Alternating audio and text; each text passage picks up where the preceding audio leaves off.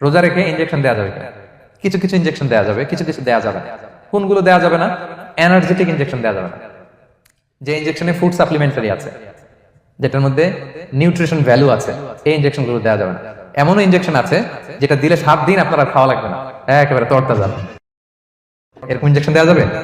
তো আপনি সিস্টেম করে খাইলেন, কেমন জানো, তাই না? আপনি অন্য ওয়েতে দেহে এনার্জি ইনপুট করলেন, এটা করলে রোজা ভেঙে যাবে। তাহলে food supplementary injection, nutrition value আছে এরকম injection, energy take injection, energy boost up করে এরকম ইনজেকশন দিলে রোজা ভেঙে যায়, এগুলো দেওয়া যাবে না। কিন্তু পেইন কিলার যে ইনজেকশন গুলো আছে এটা দিতে পারবেন। পেইন কিলার ইনজেকশন দিতে পারবেন, অ্যান্টিবায়োটিক ইনজেকশন দিতে পারবেন, অ্যানেস্থেটিক ইনজেকশন দিতে পারবেন, এই জাতীয় মেডিকেশন ইনজেকশন গুলো দিতে পারবেন।